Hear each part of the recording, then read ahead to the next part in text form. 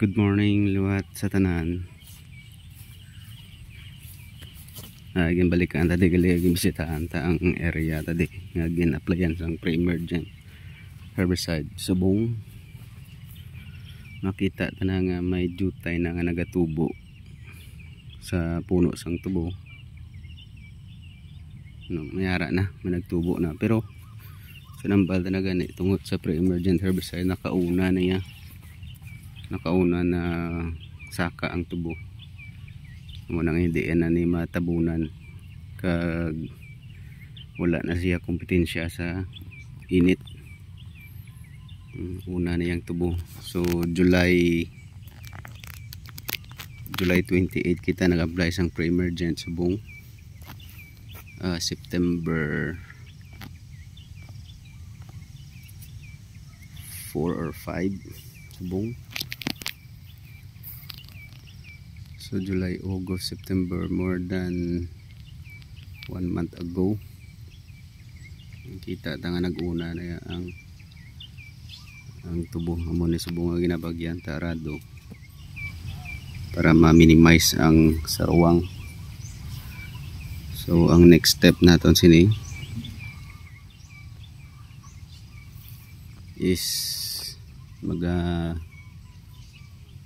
apply kita sang either chemical method, which is magamit kita sang herbicide, o kung manual weeding. It depends kung may makita kita or makakita kita sang tao nga hindi man kita ma-delay, nga hindi tama kadamol ang hilamon pareho sini.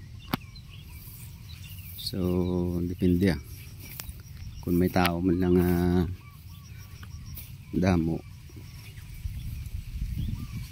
So manual kita, mas preferable gid ang manual weeding kumpara sa chemical.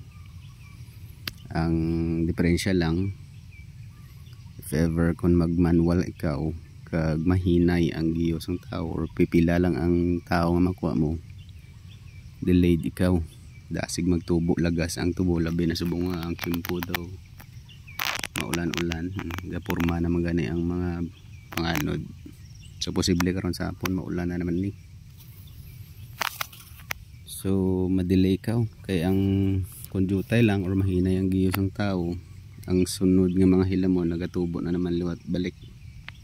So before ka magabuno, may hilamon na maliwat nga kakompetensya ang tubo, which sa ano naman niya, sa mekanika or sa chemical, I mean, once ma-apply mo ya within a day, tapos na. Kag makahulat ka lang 2 to 3 days or even a week kung gusto mo nga mag gid ang epekto sang hilo before ka magabuno, mas mayad, no? Dungan-dungan siya. So amo nang diferensya sang manual kag mechanical or chemical, I mean. So sa namba ko na depende kung may tao man lang kita nga makuha o makakita kita tao nga damo or dasig mag-ubra, preferably manual gid kita. So muna nang update na subong guys dire sa area nga gina-applyan naton pre-emergent herbicide. Lagawon ta to ang sapiak, which gina-assume ko na nga ang itsura sa to mas damo lang ilamon kay ato ya wala ta pag gina-applyan sang pre-emergent. Kag dito na agya naman arado, ikumpara naton liwat ang itsura niya after sobre sa kabulan. So happy farming liwat sa tanan, tani may nakuha kamo nga mga ideas, or at same time nagapangayo man ta sang inyo nga ideas. Kag sa mga naghatag ligad sa mga previous post naton, salamat gid. Happy farming liwat sa tanan.